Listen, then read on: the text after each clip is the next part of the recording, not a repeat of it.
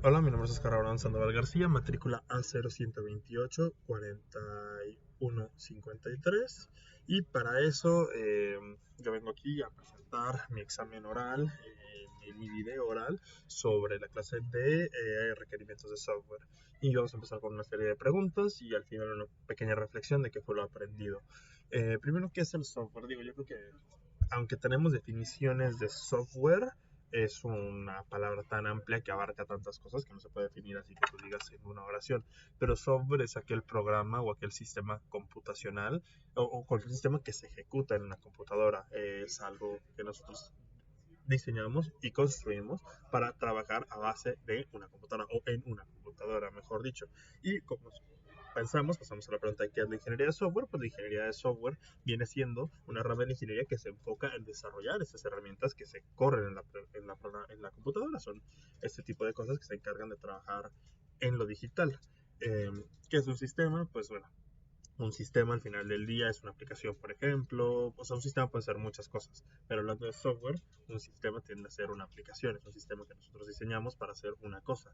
Entonces vamos a llamarla una aplicación. Y hablando un poquito de la historia de la computación, antes, hace muchos años, no existía lo que era la ingeniería de software. Antes solo había desarrolladores y cada quien hacía lo que quería y cada quien programaba lo que quería, lo que dio lugar a lo conocido como la crisis del software.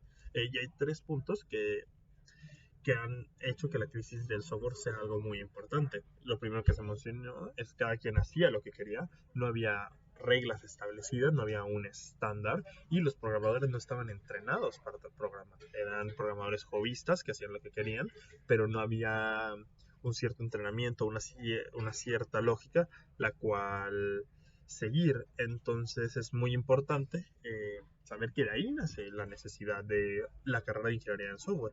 De ahí nace todo lo que nosotros llamamos computer science, computer engineer, etcétera, system manager. O sea, muchas carreras nacen de la ingeniería del software porque nacen de una crisis donde cada quien hacía lo que se le antojaba y nadie podía programar. Si una persona en una empresa hacía un sistema y luego se iba, no se le podía dar mantenimiento a ese sistema porque solo la persona que lo hizo sabía cómo funcionaba.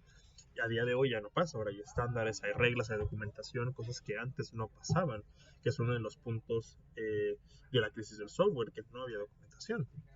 Y eso nos evoluciona luego a los 8 puntos del código de ética del programador. Y son 8, son todos importantes y en lo personal para mí el más importante es desarrollar algo que esté ayudando a las personas que lo van a utilizar o al medio ambiente. Es decir, ser ético en la actividad que realizamos, no desarrollar algo de forma fraudulenta diciendo que va a hacer algo y está haciendo otra cosa que está dañando al mundo. Por ejemplo, el caso de Volkswagen, donde programaron que mintiera en los exámenes de emisiones. Eso está mal, eso estoy totalmente en contra. Para mí es lo más importante siempre programar con la mente de que nuestro código va a ayudar al mundo. Y eso es yo creo que lo más importante. Luego nosotros tenemos el ciclo de vida de un sistema. Eh, en sí es el ciclo de vida de desarrollo de software. Consta de en general 4 partes importantes. Tienes una planificación, tienes una ejecución, aquí lo tengo. Se tienen unas necesidades, se tiene un análisis, se tiene un diseño, una codificación, pruebas, validación y mantenimiento y evolución. Básicamente se tiene primero una planificación, se planifica el proyecto, se ejecuta el proyecto y se entrega el resultado. Y después se modifica, o se hacen nuevas aportaciones. Y es un círculo. Vas con eso, o sea, hay 1000 diagramas, 1000 ciclos, pero al final el más importante y el género, o sea, no es más importante, pero la forma más resumida es: se planifica, se diseña, se ejecuta, se revisa.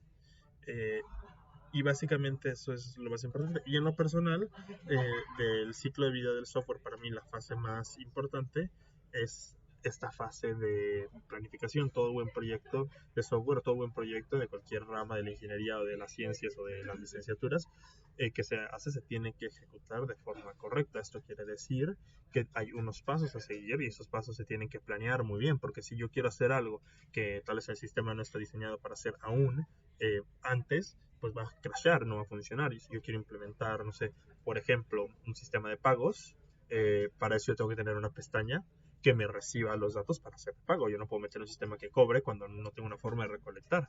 Y eso pasa cuando no hay una planificación. Nosotros, al tener una planificación, podemos ponerle un orden a eso. Y hablando un poco de la planificación, podemos hablar sobre los requerimientos funcionales y no funcionales de un sistema.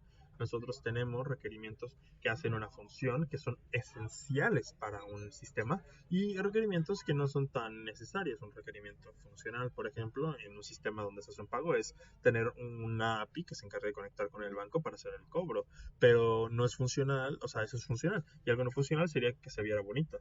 Eso no cambia nada, si se ve bien y se ve mal, sigue funcionando.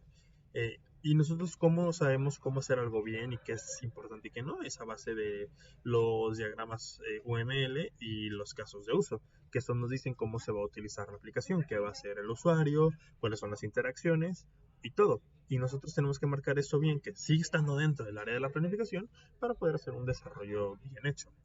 Y de ahí nosotros tenemos herramientas como el modelado as is y el modelado to be, que se encargan de as is, de ver cómo está el software actualmente, qué se está desarrollando, qué se está haciendo, y el to be, que se desea hacer, son modelados para ver cómo va nuestra aplicación y qué queremos que llegue a ser nuestro sistema. Y al final, yo en lo personal aprendí, esto ya es en el área de reflexión, aprendí mucho sobre la necesidad que tiene el mundo de buenos desarrolladores, cómo desde el inicio ha habido malos desarrolladores y nosotros hemos estado cambiando para mejorar. Me impresionó mucho todo lo que pasó con la historia de la crisis del software, cómo nace de una necesidad de organizar y descentralizar y de poner reglas esta nueva carrera y esta rama que a todos nos apasiona, que es las ciencias computacionales. Fue una muy buena clase y yo me la pasé muy bien. Muchas gracias.